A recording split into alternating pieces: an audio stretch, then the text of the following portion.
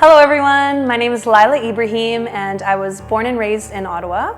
I started coming to Bethel at the end of January when my best friend and her sister and kids invited me to church one Sunday morning, and I've been coming here ever since.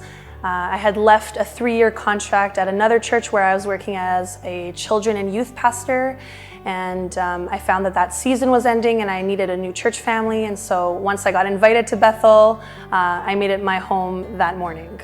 I'm involved at Bethel by being part of the collective team, specifically part of worship. I decided to follow Jesus in about 2014. I was actually born and raised in a home where I had a Ukrainian Christian mother and a Muslim Lebanese father. My father raised my brother and I to be Muslim, so we would pray 5 times a day, we would fast during Ramadan, we would go to the mosque together as a family. And then my mom would actually bring us to church, which was a Russian-Ukrainian service on Sundays. And some days it was actually a challenge to get to church because my dad would sometimes not allow us to go. And it was in 2014 when I went to church with my mom, and we were just in service, worshiping, and I looked over to her, I touched her hand, and I said, I think I want to follow Jesus. And then the following Sunday, I was invited by a friend to a Pentecostal church. And I remember this huge moment walking into the church, and I felt a voice. And now looking back, I know it was the voice of God. And I felt a voice saying, "Welcome home, I've been waiting for you, my daughter." And it was this huge moment walking into this church, and I knew that was my first sure moment. I need to follow Jesus for the rest of my life. And it was in 2014 that I converted from Islam to Christianity. My dad didn't find out that I was a Christian until 2 years later, or 3 years later. So it was in 2017. So 2014, I became a Christian. 2017, my dad got diagnosed with a very rare form of cancer, and I didn't know about it until the moment he asked me. It was at his pizza restaurant. He asked me, "Are you Christian or are you Muslim? I need to know." And when I told him I was Christian, he responded with, "How could you leave this faith? How could you leave this family? I have cancer. How could you do this to me? You are the reason for my sickness." And he kicked me out of his restaurant and disowned me for about 2 years.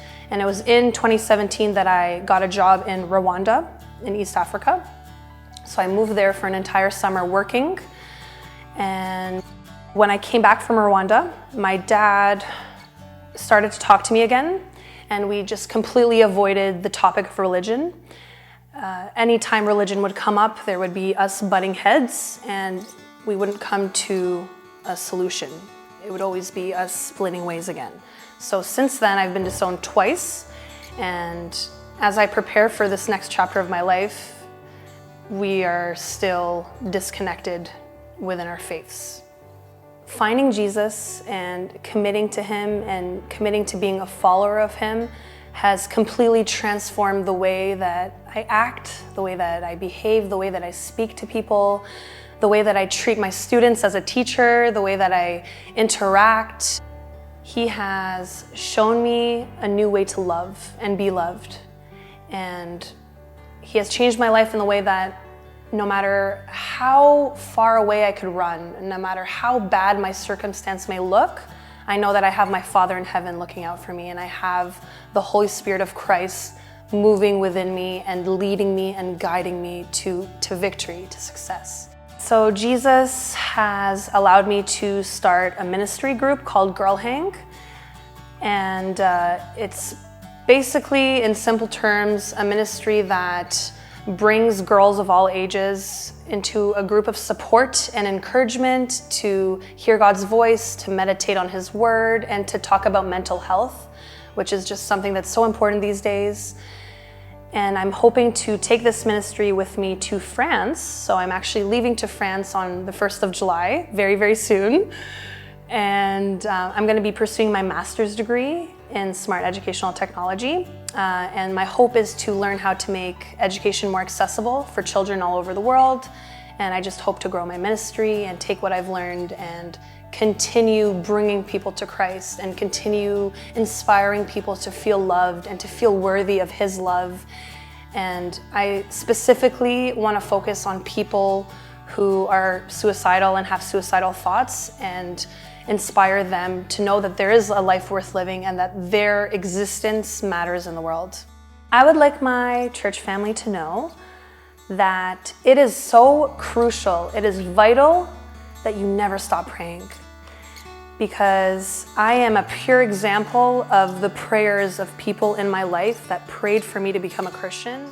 My life has transformed completely because of those prayers, and prayer has completely changed my life and the way that I minister to people and minister to the friends and family that I have in my circle. So never stop praying, have hope, and even if you're in a circumstance and you feel like it's never ending and you feel like your prayers aren't being heard, just remember they are being heard, and it is never a waste to be a prayerful person. I'm Lila, and that's my story.